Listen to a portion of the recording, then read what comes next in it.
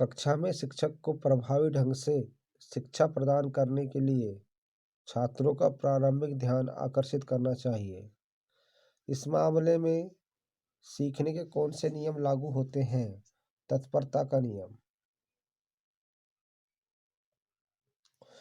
गैगने के अधिगम सिद्धांत में निम्नलिखित में से कौन सा पदानुक्रम स्तर नहीं है? समस्या विकास पदानुक्रम स्तर नहीं है गैने के सिद्धांत में। अधिगम का क्षेत्र सिद्धांत प्राथमिक रूप से व्यवहार का उद्देश्य पर जोर देता है। व्यवहार का उद्देश्य पर जोर देता है। अधिगम का क्षेत्र सिद्धांत प्राथमिक रूप से। अधिगम सिद्धांतों और उनके प्रस्तावकों के नाम दिए गए हैं। संबंधवाद थॉर्नडाइक। संबंधवाद का सिद्धांत किसने दिया? थॉर्नडाइक ने। अधिगम गेस्टाल्ट सिद्धांत कोहलर ने दिया। क्रिया प्रसूत अनुबंधन का सिद्धांत स्किनर ने दिया। शास्त्रीय अनुकूलन का सिद्धांत पावलोव ने दिया। संयोजनवाद और प्रयास और त्रुटि द्वारा अधिगम के सिद्धांत को किसके द्वारा दिया गया? संयोजनवाद, प्रयास और त्रुटि ये E.L. थॉर्नडाइक द्वारा दिया गया। अधिगम का अंतर्नोद पूर्ति सिद्धांत किसने दिया? अंतर्नोद पूर्ति सिद्धांत। अधिगम का अंतर्नोद पूर्ति सिद्धांत किसने दिया? तो ये C.L. हल ने दिया। अधिगम का अंतर्नोद पूर्ति सिद्धांत C.L. हल ने दिया। C.L. हल। अधिगम का सिद्धांत जो पूरी तरह से और केवल अवलोकन योग्य व्यवहार पर निर्भर करता है, सीखने के खालिस्तान सिद्धांत के साथ जुड़ा हुआ है।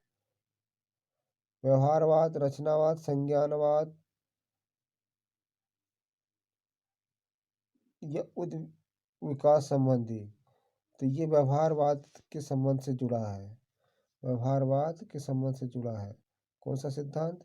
अधिगम का सिद्धांत जो पूरी तरह से और केवल अवलोकन योग्य व्यवहार पर निर्भर करता है, सीखने के व्यवहारवाद सिद्धांत के साथ जुड़ा हुआ है। अधिगम के क्रिया प्रसूत सिद्धांत का सबसे महत्वपूर्ण सिद्धांत कौन सा है? व्यवहार अपने तात्कालिक परिणामों के अनुसार बदलता है। व्यवहार अपने तात्कालिक परिणामों के अनुसार बदलता है। यही इसका महत्वपूर्ण सिद्धांत है अधिगम का क्रिया प्रसूत सिद्धांत में। अव्यक्त अधिगम के टॉलमेंस सिद्धांत में प्रयुक्त संज्ञानात्मक मानचित्र आपका क्या अभिप्राय है? बच्चों में शारीरिक और मानसिक विकास के मानचित्र, बच्चे की वृद्धि के मानचित्र, एक विकासात्मक आधार का आंतरिक प्रतिनिधित्व, लक्ष्य प्राप्त करने के लिए बच्चों द्वारा पालन की जाने वाली दिशा।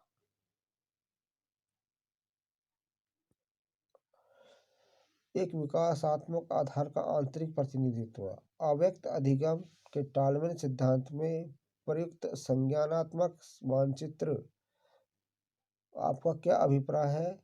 एक विकासात्मक आधार का आंतरिक प्रतिनिधित्व। यह कहा जाता है कि सीखने की समझ के लिए आंतरिक प्रक्रियाओं का ज्ञान महत्वपूर्ण है। सीखने के किस सिद्धांत ने इसे तैयार किया है?